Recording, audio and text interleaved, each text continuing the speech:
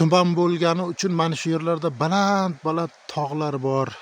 Hozir ayniqsa bahor vaqti tog'lar juda go'zal, chiroyli, lekin tumanligi uchun mana bu sizlarga chiroyli manzaralarni ko'rsata olmayapman.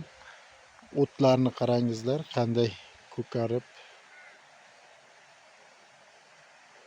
chiroyli rang berib yotibdi. Hammani mana shunday joylarda dam olishga, mana shunday joylarga kelib bir kun, bir hech bo'lmaganda bir 2 soat yoki 3 soat vaqtini o'tkazish hammaga ham har doim nasib qilishini so'rayman va davom etaman keyingi chiroyli joylarni videoga olishda va sizlarga ko'rsatishda.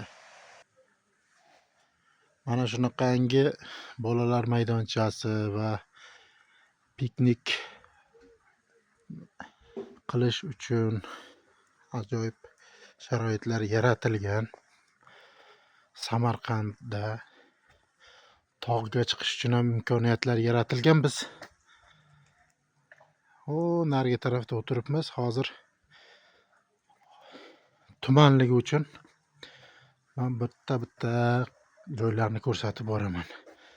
Reklama emas, prosta shunaqa joylarga kelib dam olganda insonni ruhiyatida hayotga bo'lgan o'zgarishlari yanada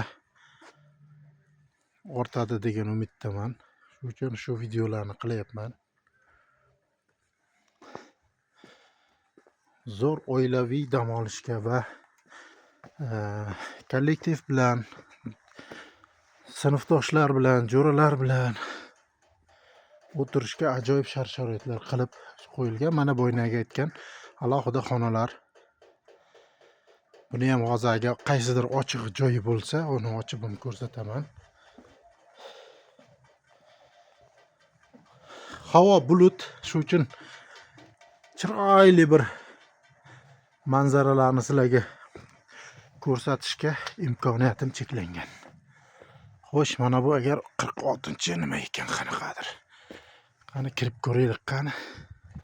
Ochiq bo'lsa, pulini olgan yopadi, pulini olgandan keyin ochadi. Va mana buni kalti bor ekan. Hech kim yo'q bo'lsa, ichida kirib ko'ramiz. Hamcha. Alo, kim bor? Bu kuxnya menimcha. Tog'da bo'ynida. Oshxona.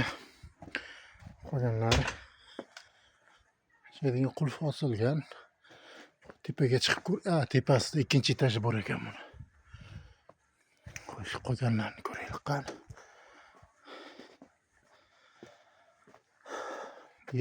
Yo'q ekan-ku. Toqqa qayerdan chiq ekan? Tog'ni ko'rsatkim kelyapti sizlarga.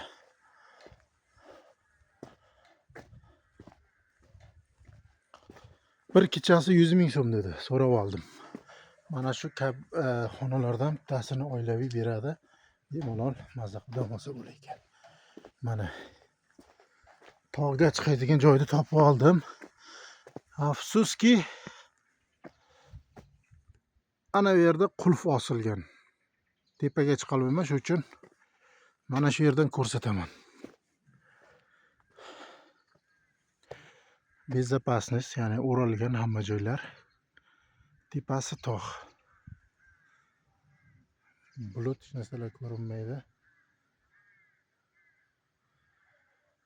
Chiroyli joylar bor ekan.